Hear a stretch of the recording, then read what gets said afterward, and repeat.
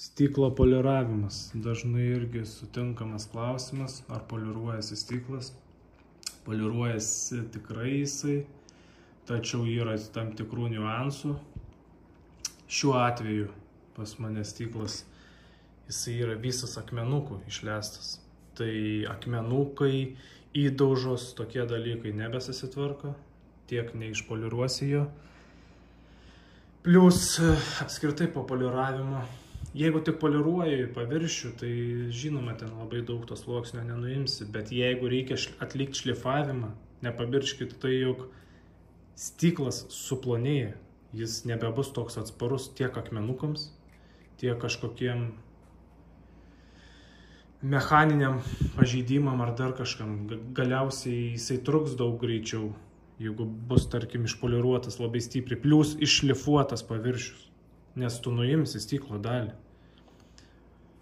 Paskui geriausia vėl poliruoti visą stiklą, ne dalim, nes kai dalim poliruoji atsiras laužimas, toks kaip akvariume vaizdas būna.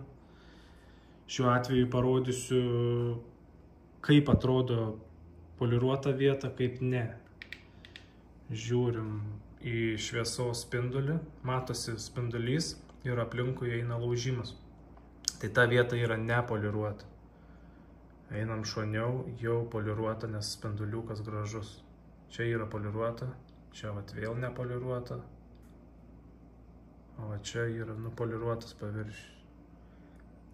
Jisai neturi jokių laužimų, nieko jis neturi, viskas tvarkoja. Čia toks darbas yra pilnai tvarkingas, bet tiesiog, kaip ir sakau, visas stiklas yra jisai akmenukų išlestas, tai tu tokių dalykų nebepašalinsi, tad reikia spręsti vėl, ar apsimoka tiesiog stiklą poliruoti. Gal paprasčiau jį yra pakeisti, nes dažniausiai renkasi tokią paslaugą žmonės, kurių stiklai yra po kelius šimtus eurų kainuojančius. Žinoma, čia jūsų sprendimas, ką jūs norite daryti.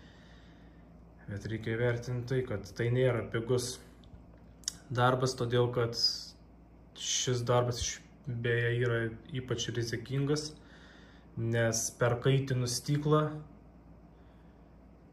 jis gali trūkti ir taip dažnai nutinka, kas neturi tam tikrų žinių, kaip visą tai daroma. Tad reikia tokį dalyką palikti tiem, kas tuo užsiema.